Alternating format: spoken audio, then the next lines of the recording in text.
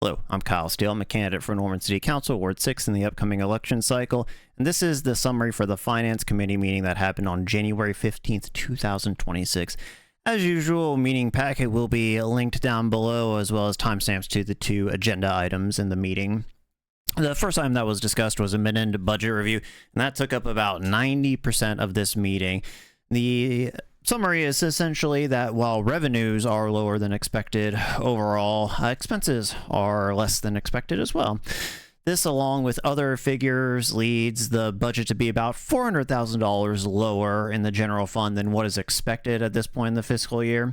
Other points that were made during this section is that while some expenses like fuel is going down because of dropping prices, other expenses like insurance may be on the rise.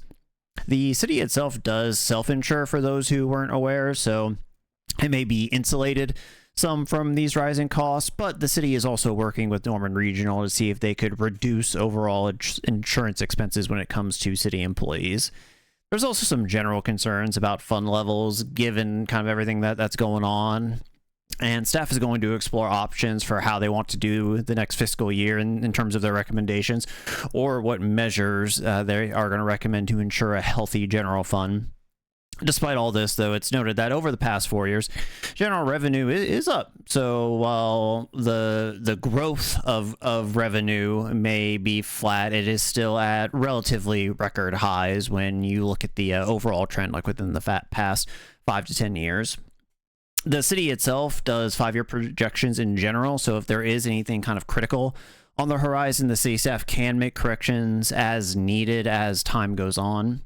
SROs were also briefly talked about during this budget section as well. Summary for this is, while there is noticeable overtime for SROs, that has been trending downward in the past few years and hopefully will continue to do so.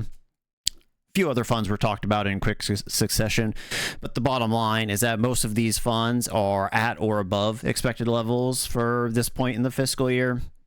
There is an exception to this, however, in the parks funding, which is having to slow down projects to build up their fund balance some. That being said, if the guest room sales tax increase does get approved on a future ballot, as a reminder, there's a question to raise that from 8% to, I believe, 10%, then this fund will be built back up much, much quicker. You know, the current projections are only on an 8% fund level, so this may not be as big as a concern as may seem at this time.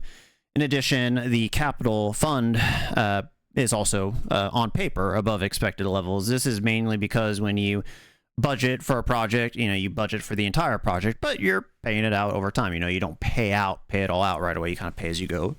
Excuse me a little bit. When it comes to the Norman Forward Fund, that fund is also at higher levels than expected. So there may be more projects that the city is going to look at that may qualify for Norman Forward to put those excess funds for, or on the flip side, they may look at projects that have already been completed by Norman Forward, but did have to have some sections of it scaled back, and essentially those sections may be added back in again and, you know, maybe used in the excess funds. The next topic that was discussed was the monthly revenue and expense report. This section only lasted about 6 minutes, so I'm just going to link it down below. Just a quick summary for that is sales tax revenue is down slightly, but, big but here, this is consistent with municipalities across the state, so it's not really a problem that Norman specifically is facing. It's also noted that the sales tax revenue, much like, you know, the kind of the general fund revenue, it's down slightly, but that's from record highs. You know, it's down compared to last year, but last year we had the best December in Norman's history, right? So you're down a little bit, but you're down from a literal, you know, 100+ year record. Again, if you want all the details, just click the link down below in the meeting. But with that, the meeting ended at just under 80 minutes. If you have any questions, concerns about me or my campaign, please don't hesitate to reach out to me at KyleForNorman@gmail.com. Thank you. Have a good evening.